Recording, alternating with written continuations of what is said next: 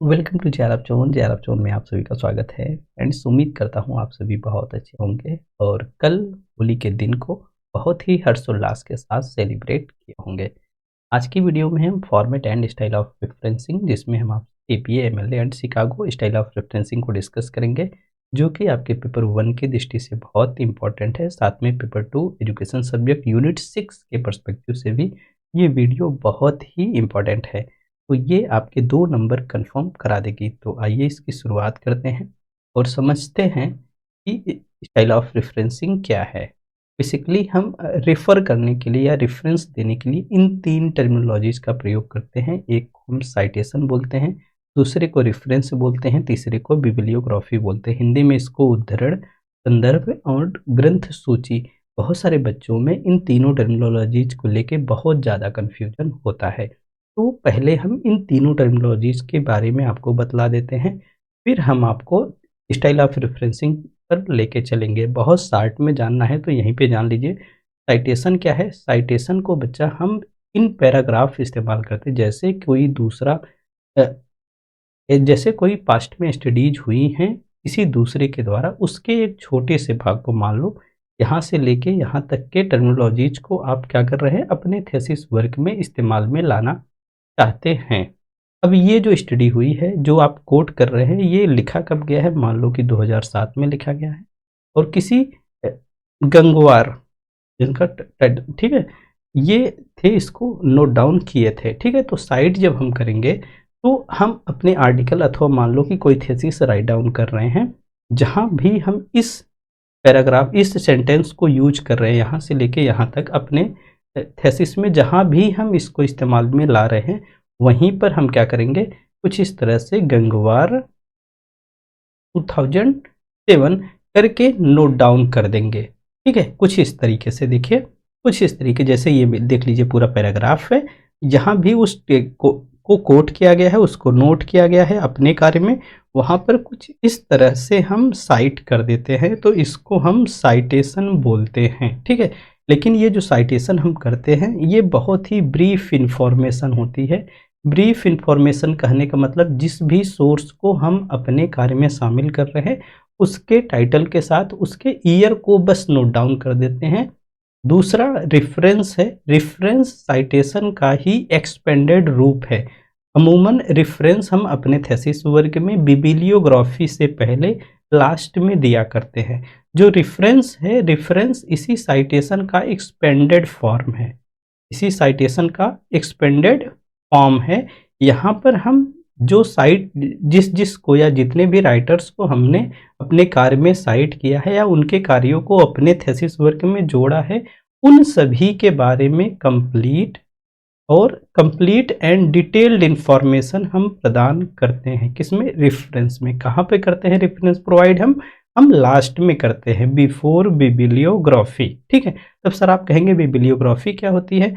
देखिए, खूब ध्यान से सुनिएगा। साइटेशन एक ब्रीफ इंफॉर्मेशन होती है, इसको हम इन टेक्स्ट या जहाँ भी उस पैराग्राफ के या उस वाक्य को हम इस्तेमाल करते हैं, वहीं पे हम इनपुट कर देते हैं। ठीक, रेफरेंस में हमने जिसको जिसको अपने कार्य में साइट किया है, उन सभी के बारे में, जिसको जिसको साइट किया है, उन सभी के बारे में डिटेल्ड इंफॉर्मेशन हम रेफरेंस में प्रदान करते हैं।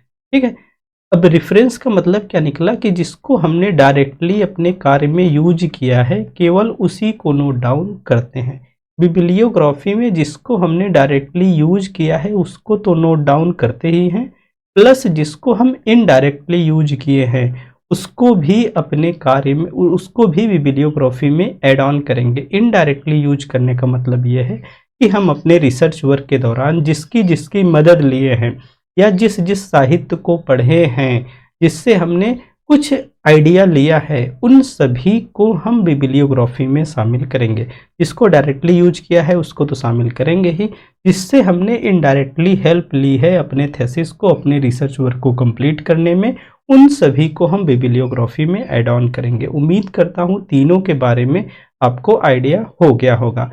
अब इसका हम यूज क्यों करते हैं? इसका यूज करते हैं जिससे जिसका वो मूल वर्क है, जिसको हम यूज कर रहे हैं, जिसका वो मूल वर्क है, उसको हम प्रॉपर क्रेडिट दे सकें। भाई, जिसका कार्य है उसको क्रेडिट हम दे सकें। दूसरा कि हम प्लेगरिज्म से बच सकें। भाई हम बगैर क्रेडिट दिए अगर हम किसी को इस्तेमाल में ला रहे हैं, किसी दूसरे द्वारा लिखे गए वाक्य को, किसी दूसरे द्वारा लिखे गए पैराग्राफ को, ऐसे में प्लेगरिज्म का खतरा रहेगा। ठीक है, तो प्लेगरिज्म से बचने के लिए और जिसका कार्य है उसको प्रॉपर क्रेडिट देने के लिए हम स्टाइल ऑफ रेफरेंसिंग या हम कहें कि साइटेशन किया करते हैं। ये 3 terminology, citation, reference and bibliography, उम्मीद करता हूं आप समझ गए होंगे। उसी को डिटेल में यहाँ पे लिखा गया है। जो साइटेशन है वो एब्रिविएटेड फॉर्म होता है किसका, रेफरेंस का। ठीक है, साइटेशन है उसको main body of the article अथवा असाइनमेंट में हम प्रयोग में लाते हैं। मेन बॉडी देखिए, ये मेन बॉडी में लाया गया है, जहाँ पे हम लिख रहे थे वहीं पे नोट डाउन कर लिए हैं। कब करते हैं, जैसे हम किसी के द्वारा लिखे गए सेंटेंस को कोट करते हैं, कोई इमेज किसी दूसरे की इस्तेमाल करते हैं, वीडियो, या हम किसी दूसरे के द्वारा लिखे गए पैराग्राफ को पैराफ्रेज करके। पैराफ्रेज का मतलब ये है कि भाई जो पैराग्राफ हम पैराफ्रेज कर रहे हैं उसकी मीनिंग ना बदले, उसके मूल अर्थ को बनाए रखते हुए उसके लिखने के तरीके को हम चेंज कर लेते हैं पैराफ्रेजिंग से। ठीक है, पैराफ्रेज करते हैं, चार्ट किसी का इस्तेमाल करते हैं, टेबल किसी का इस्तेमाल करते हैं, तो हम साइट किया करते हैं भाई ये फला व्यक्ति का है, हम उसको प्रॉपर क्रेडिट दे दें। ठीक है, तो ये main body of the article में होता है, इसीलिए इसको हम इनटेक्स्ट साइटेशन भी बोला करते हैं, इनटेक्स्ट साइटेशन भी बोला करते हैं। दूसरा ये है कि भाई प्रॉपर क्रेडिट देने के लिए ओरिजिनल अथर को हम इस्तेमाल में करते हैं। दूसरा, प्लेगरिज्म को अवॉइड करने के लिए भी हम इसको इस्तेमाल में ले आते हैं। और साइटेशन में जो साइट हम करते हैं उसका डिटेल्ड अगर इंफॉर्मेशन चाहिए तो आपको रेफरेंस लिस्ट में जाना पड़ेगा। ठीक है, तो साइटेशन क्लियर हुआ। Next on reference. रेफरेंस में केवल हम उन चीज़ों को शामिल करते हैं जिसको हमने डायरेक्टली अपने थीसिस में शामिल किया है, उसके बारे में जानकारी देते हैं। तो जो रेफरेंस है वो कंप्लीट एंड डिटेल्ड इंफॉर्मेशन होती है, डिटेल्ड साइटेशन होता है। आप रेफरेंस कहाँ पा सकते हो, एंड ऑफ द डॉक्यूमेंट पा सकते हो, या एंड ऑफ द आर्टिकल अथवा एंड ऑफ द थीसिस पा सकते हो, लेकिन ध्यान रखना है बिफोर बिब्लियोग्राफी, ग्रंथ सूची से पहले आपको संदर्भ सूची मिल जाएगी। ठीक है, तो जो आपका जो रेफरेंस होता है, रेफरेंस में आप देखेंगे अथर का नाम, title, year, publisher, DOI number वगैरह सब इसमें यूज होता है। डीओआई नंबर का मतलब होता है डिजिटल ऑब्जेक्ट आइडेंटिफायर। जब आप कोई आर्टिकल पब्लिश कराओगे बच्चा, तो आपको एक नंबर दिया जाएगा, उसको डिजिटली वेरीफाई करने के लिए उसी को हम डीओआई नंबर अथवा डिजिटल ऑब्जेक्ट आइडेंटिफायर बोला करते हैं। तो रेफरेंस में आपने समझा कि डायरेक्टली जिसको हमने अपने थीसिस में कोट किया है, जिसको जोड़ा है, उसके बारे में, उस सोर्स के बारे में बतलाना रेफरेंस में बतलाना होता है। कंप्लीट डिटेल्ड इंफॉर्मेशन यहाँ हम प्रदान करते हैं। अब ये जो रेफरेंस हम प्रदान करते हैं, इस रेफरेंस को लिखने के कई एक तरीके होते हैं, इसी को रेफरेंस स्टाइल बोला जाता है। उनमें से 3 प्रमुख तरीके, एक को बोलते हैं एपीए, दूसरे को बोलते हैं एमएलए और तीसरे को बोलते हैं शिकागो।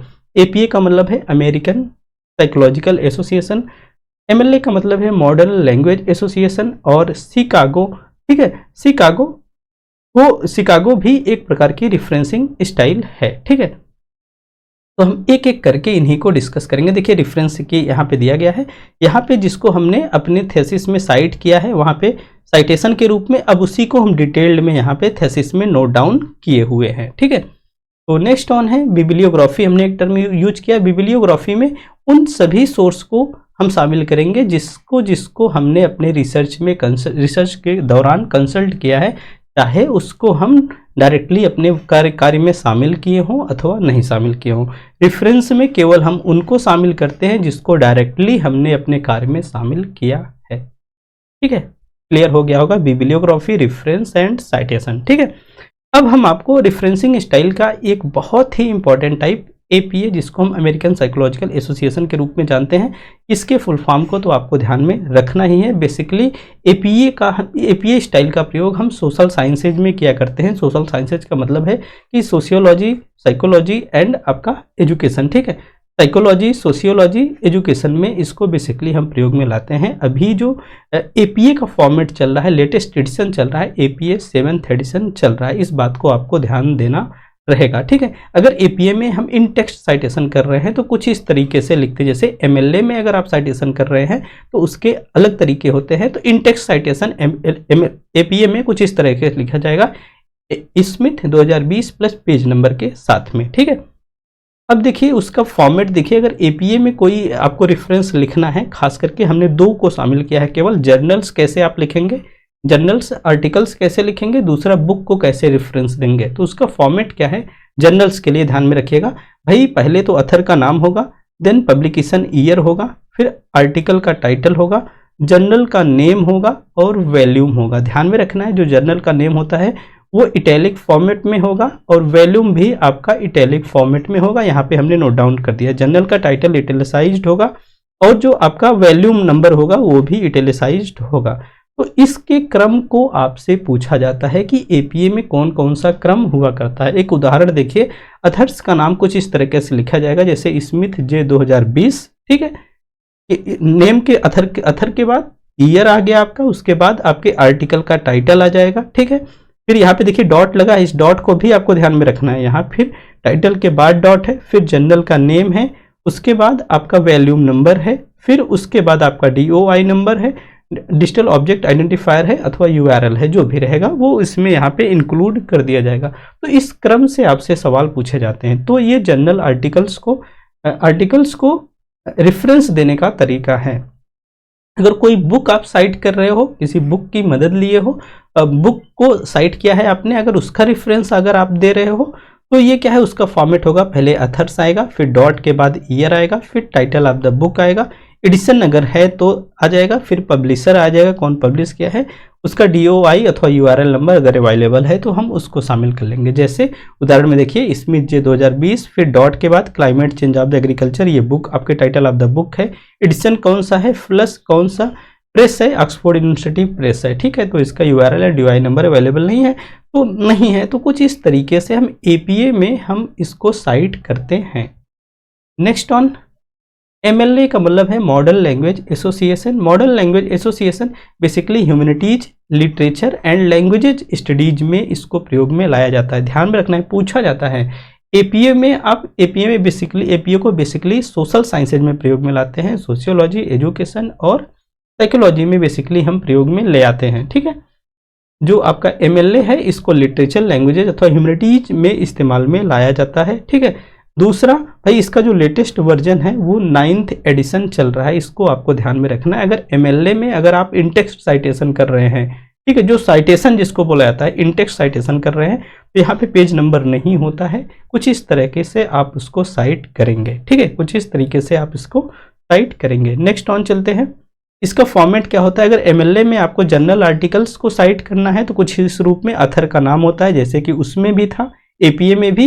अब टाइटल ऑफ द आर्टिकल है, लेकिन आपको डिफरेंस क्या देखने को मिल रहा है, देखिए ये जो टाइटल ऑफ द आर्टिकल है ये डबल कोट में है, APA में डबल कोट नहीं था, इस बात को आपको ध्यान में रखना है। फिर टाइटल ऑफ द जर्नल आ जाएगा, फिर वॉल्यूम आ जाएगा, नंबर आ जाएगा, ईयर आ जाएगा। ईयर अथर्स के पास में ही था APA में, लेकिन MLA में ईयर यहाँ पे आ रहा है, फिर पेज नंबर, फिर DOI नंबर, URL नंबर, ठीक है, ये सारी चीजें आ जाएंगी। उदाहरण देख लीजिए, यहाँ पे है ये स्मिथ जॉन, फिर देखिए डबल कोट में टाइटल ऑफ द आर्टिकल हो गया, फिर देखिए ये इटैलिसाइज्ड है, ध्यान में रखिएगा। एनवायरमेंटल स्टडीज मतलब क्या है, ये टाइटल ऑफ द जर्नल है, टाइटल ऑफ द जर्नल आपका इटैलिक में है, फिर वैल्यू नंबर आ गया, ठीक है।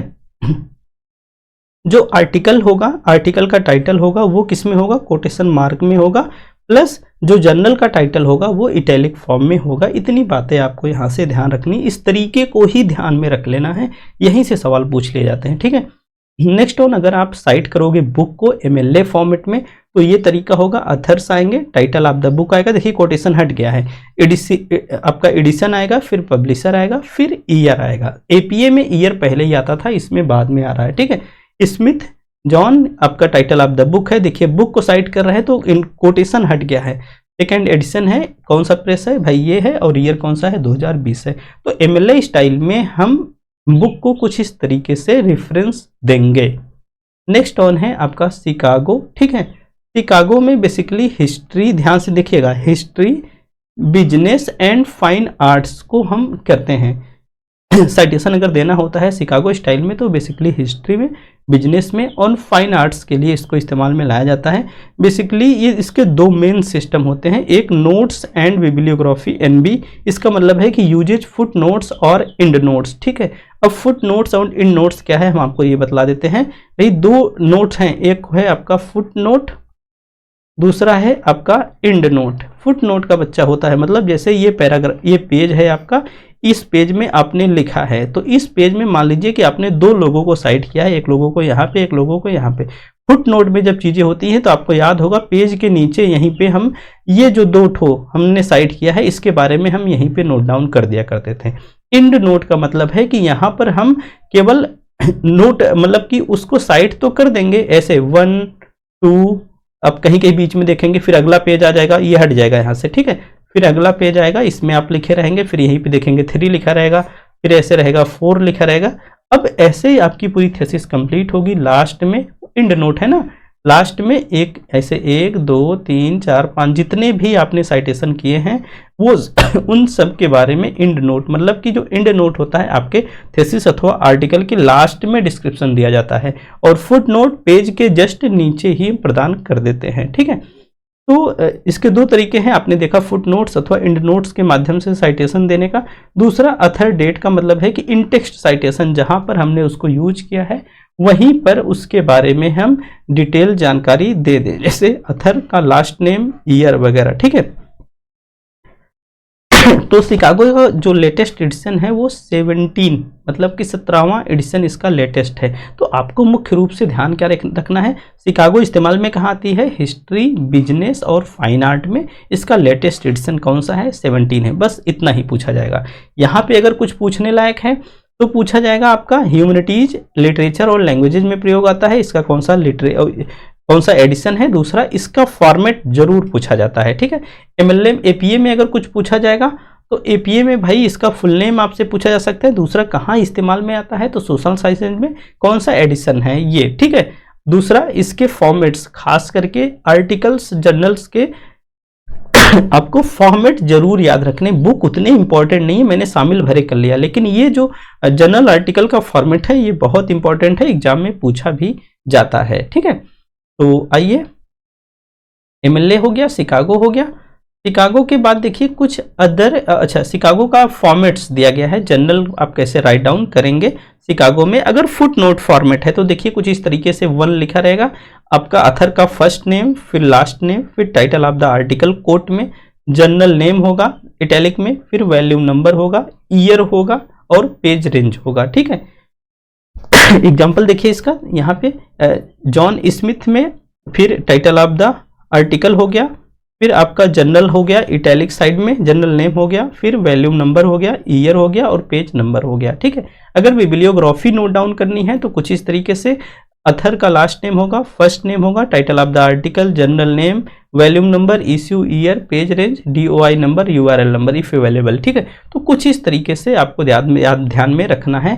तो आपके लिए जो मेजर इंपॉर्टेंट है वो एपीए और एमएलए है, इसको जरूर ध्यान में रखिएगा। शिकागो बेसिकली हिस्ट्री से रिलेट करती है, तो हिस्ट्री के बच्चों के लिए ज़्यादा इंपॉर्टेंट होगी, ठीक है। तो आपको इन दोनों को तो जरूर याद रखना है, एपीए और एमएलए को कंफर्म रूप से। दूसरा, अगर शिकागो भी आपके माइंड में रहे तो बहुत अच्छा होगा, क्योंकि पूछा जा सकता है, ठीक है। पेपर 1 में जो हिस्ट्री के बच्चे होंगे उनके लिए तो शिकागो बेहद इंपॉर्टेंट है, सोशल साइंसेज के बच्चों के लिए एपीए ज़्यादा इंपॉर्टेंट है, लैंग्वेजेज के जो बच्चे हैं उनके लिए एमएलए ज़्यादा इंपॉर्टेंट है, ठीक है। तो सब लोग अपने अपने हिसाब से याद कर लीजिएगा। कुछ अदर मतलब साइड रेफरेंसिंग स्टाइल्स हैं यहाँ पे दी गई, जैसे हार्वर्ड है, ठीक है। तो ये बेसिकली यूके एंड ऑस्ट्रेलिया में प्रयोग में लाती है। वैंकूवर है, ये बायोमेडिकल और फिजिकल साइंसेज में इसको प्रयोग में, बस इतना ही याद रख लीजिएगा, ठीक है। Vancouver biomedical and physical sciences में इस्तेमाल में आती है। IEEE है, institute of electronic and electronics, electrical and electronics engineer, basically engineering computer science में इसको प्रयोग में लाया जाता है। AMA का मतलब है American medical association, medicine and health sciences में इस्तेमाल में आती है। ACS American chemical society, basically chemistry में प्रयोग में लाई जाती है, ठीक है। तो इसको बस इतना ही याद रख लीजिएगा, आपका कार्य हो जाएगा। अगर बहुत ज़्यादा कुछ करेगा ENT तो यहाँ से सवाल आएंगे, अन्यथा सवाल नहीं आएंगे, वहीं से हो जाएंगे, ठीक है। साइटेशन और रेफरेंस में यहाँ पे अंतर दिया गया है। साइटेशन में केवल ब्रीफ इंफॉर्मेशन हम मेंशन करते हैं, ठीक है, एक्सटर्नल सोर्स का। इसमें कंप्लीट लिस्ट हम प्रोवाइड करते हैं। रेफरेंस में इसमें बेसिक सोर्स ऑफ इंफॉर्मेशन हम प्रोवाइड करते हैं, यहाँ पे फुल डिटेल हम प्रोवाइड करते हैं। यहाँ पे show the source of borrowed material, कहाँ से हमने मटेरियल उधार लिया है, ठीक है, वो शो करना होता है। यहाँ पे सपोर्ट्स अथवा क्यूज ऑन द आर्गुमेंट्स, ठीक है, दूसरा प्लेसमेंट मतलब कि inside brackets and listed in the end of the document reference, और ये ब्रैकेट में हम इन टेक्स्ट ही नोट डाउन कर दिया करते हैं। बेसिकली कुछ इस तरीके से इनसाइड द टेक्स्ट होता है और रेफरेंस देना होता है तो हम कुछ इस तरीके से नोट डाउन करते हैं at the end of reference और बिब्लियोग्राफीज से पहले end of at the end reference देते हैं फिर बिब्लियोग्राफीज देते हैं। ठीक है, तो ये अंतर है, आप इसको समझते रहिएगा। सवाल कैसे आते हैं ये भी देख लीजिए।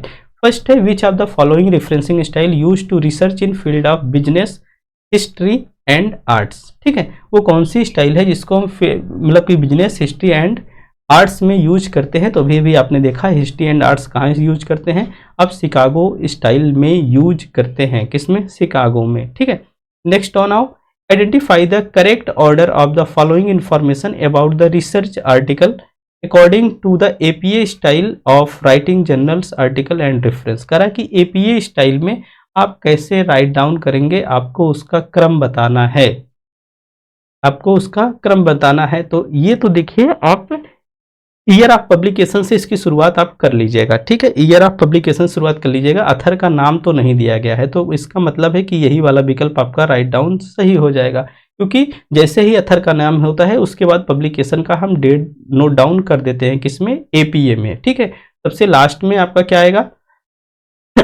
सबसे लास्ट में समझ लीजिए कि डीओआई नंबर आता है। कौन सा आता है? डीओआई नंबर आता है। तो इसके लिए राइट विकल्प आपका यही हो जाएगा, इसको नोट डाउन कर लीजिए। नेक्स्ट पे आएंगे, identify the correct order of the following information regarding the research paper in APA style. ठीक है, एपीए स्टाइल फिर से आपसे पूछा गया। अब इसमें आप देखेंगे तो देखिए जरा भाई क्या क्या है। लास्ट नेम ऑफ ऑथर्स यहाँ से शुरुआत करिए। ठीक है, उसके बाद ईयर तो है नहीं, ईयर तो दिया नहीं गया, फिर टाइटल ऑफ द आर्टिकल आ जाएगा, फिर नेम ऑफ द जर्नल आ जाएगा, फिर पेज नंबर आ जाएगा। कहने का मतलब है कि last name of author B, फिर ए, ठीक है, उसके बाद आपका डी, फिर सी। इसके लिए राइट विकल्प ये बन जाएगा। ठीक है, तो आप लोग एक बार उससे मैच भी करा लीजिएगा। ठीक है, लेकिन इसको याद जरूर कर लीजिएगा। What is the accepted style differencing in writing the educational research report. Educational research report में हम कौन सी स्टाइल एक्सेप्ट करते हैं, तो अभी हमने सीखा कि सोशल साइंसेज में हम किसको प्रयोग करते हैं, एपीए स्टाइल को प्रयोग में ले आते हैं। नेक्स्ट ऑन है, अब आपको इसको मैच कराना है, आपको इसको मैच कराना है। इस सवाल को हम आपके लिए छोड़ रहे हैं, आप इसको मैच करा के कमेंट सेक्शन में आप इनपुट करिएगा। नेक्स्ट चलते हैं, in the APA style referencing for journal articles which of the following would come in end of. कौन सा एंड में आता है, किसमें? एपीए स्टाइल में। तो आप देखेंगे एंड में आता कौन है, डीओआई नंबर आता है, डीओआई नंबर आता है। APA format has writing style guide a format produced by the question of previously asked. इसका फुल नेम ही पूछा गया है एपीए का। एपीए का फुल नेम क्या है? American psychological association. ठीक है, तो ध्यान में रखिएगा, एक क्वेश्चन हमने आपके लिए छोड़ रखा है, आप उसको देख के कमेंट सेक्शन में उसका उत्तर दीजिएगा। तो ये वीडियो आपके लिए बहुत इंपॉर्टेंट है, ध्यान में रखना है एपीए, एमएलए एंड शिकागो के। इसके अलावा साइटेशन, रेफरेंस एंड बिब्लियोग्राफीज के डिफरेंसेज को भी आप समझते रहिएगा। बहुत सारी वीडियोज आप देखेंगे, इसमें बिब्लियोग्राफी रेफरेंस में आपको अंतर तो दिखलाए जाएंगे, लेकिन साइटेशन रेफरेंस में अंतर नहीं बतलाए जाते हैं। ठीक है, या आप उसको लेके कंफ्यूज होंगे तो क्लियर हो जाएगा। इस वीडियो को देखिए, आपका बहुत फायदा होगा। दूसरा, UGC net paper 1 paper 2 for unit 6 education subject के लिए भी ये वीडियो बहुत इंपॉर्टेंट है। तो आज के लिए इतना ही, मिलते हैं एक दूसरी इंफॉर्मेटिव वीडियो के साथ। आज के लिए इतना ही, आप सभी को बहुत बहुत धन्यवाद।